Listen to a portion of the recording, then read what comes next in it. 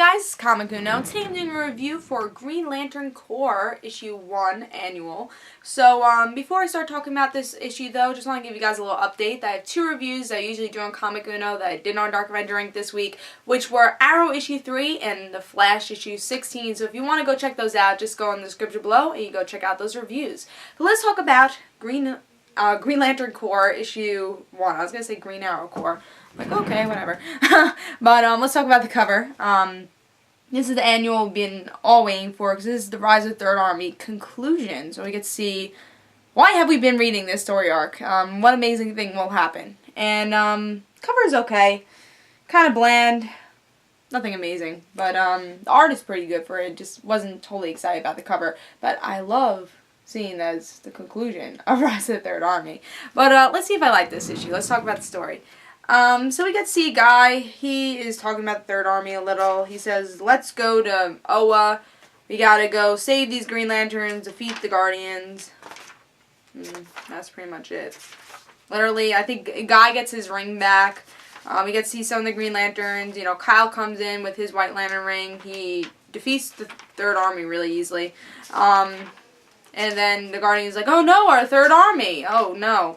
So, they're like, let's get the power of the First Lantern. And they're like, the First Lantern's like, no, I don't want, to give you guys power. I want power for my own. So we get to see him rise. And he's like, the universe is mine now. Yeah. So, Third Army. I'm not going to just review this issue.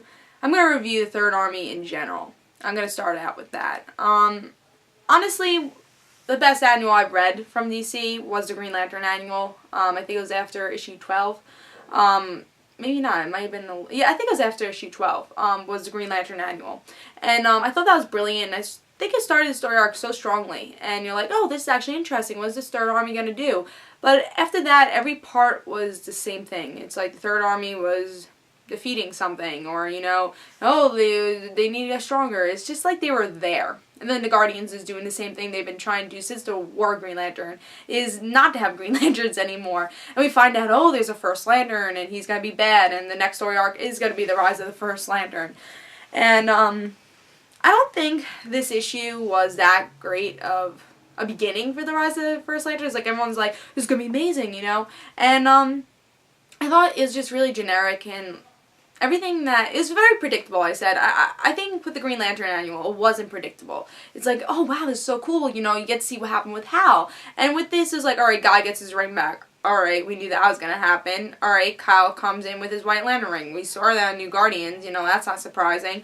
We get to see John Stewart a little. That's a little surprising, but other than that, we get to see some Green Lanterns. We get to see the Guardians not like the Green Lanterns, which we've known about. And we get to see the Rise of the First Lantern Rise, which we knew that was coming also. So I feel like this $5 comic book wasn't just really predictable. And to tell you the truth, really, like when I was reading it, I was like, okay, it's just a lot of dialogue, and dialogue I just didn't care about, and things I already knew, and it just felt kind of dragged, I would say. I mean, was it boring? I think it was on the verge of boringness, but it wasn't really boring. It just wasn't good. I mean, I think it wasn't great. I mean, is it horrible? No, I don't think it's horrible. And I read Green Lantern New Guardians annual. That sucked. That was horrible. With this, it's not a horrible annual. It's just that I feel like the Third Army had too much hype. And you're reading Third Army, you're like, something's gonna happen, but everything that happened was so predictable, and nothing excited you, and that's what these big events should do. It should be exciting, like War of Green Lantern. I thought that was a really exciting story arc before the New 52, and to tell you the truth, everything up to the Third Army was really exciting with Green Lantern. I thought with how it's Sinestro, I felt like everything was really exciting with that.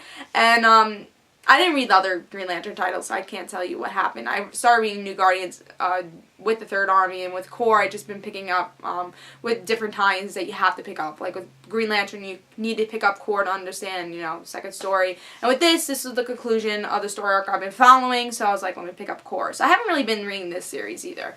But what I read with Green Lantern, it was so interesting up to Third Army. And after that, it just got really generic and boring and really predictable. And that's what happened with this issue. It was just really long, predictable you know, just leading up to something we already knew was happening. And that's why I was kind of bored with it. And I think any reader who's been following this would be bored with it.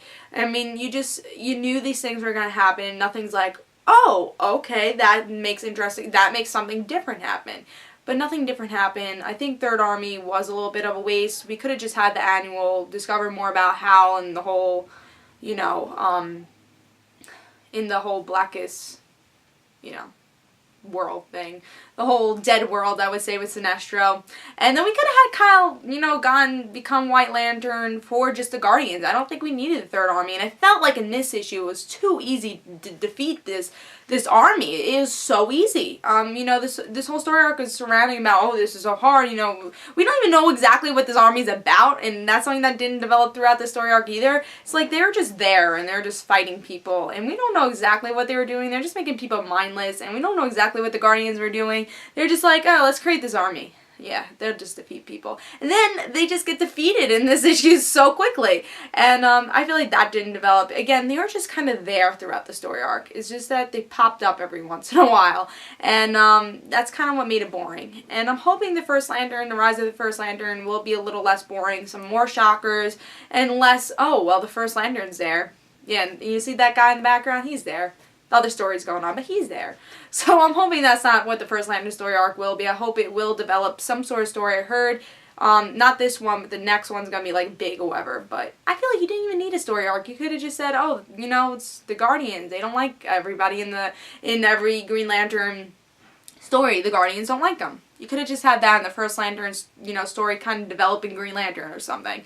And, you know, given promotion saying, oh, you know, First Lantern guy, he's going to grow in Green Lantern, you know, and tell us what issue something big's going to happen. But, again, I was kind of disappointed, especially as a $5 annual. But I'm hoping First Lantern will be better. Again, it's not horrible. It's just that it was very generic. And, honestly, not worth picking up for $5. Especially if you're not following Green Lantern Corps, if you're not a big fan of Guy Gardner, then it's really not worth it. You don't really see Baz that much. You don't get to see Kyle that much. You get to see Guy Gardner most of all. You get to see a little bit of his attitude. I guess that's interesting. But other than that, really was a bland issue. I'm going to give it 3 stars. And usually when I give stuff 3 stars, I lean towards pick it up, don't pick it up. I'm going to lean more towards the don't pick it up. I really don't think it's worth $5. And just wait for the next Green Lantern issue where they're introducing the First Lantern. I'm hoping they'll give us more story and a little bit more interesting of a story. And, maybe more plot to the story arc. So tell me your thoughts about the whole Rise of the Third Army. Did you like it? Did you feel like something happened with it, or do you think it was just kind of a waste? In my opinion, I feel like it was kind of a waste. But this is Comic Uno. Hope you guys enjoyed. Guys, don't forget to follow me on Twitter for Comic Uno and the Red Situations, and I'll see you guys later. And I say don't pick this up, and I give it 3 stars. Bye.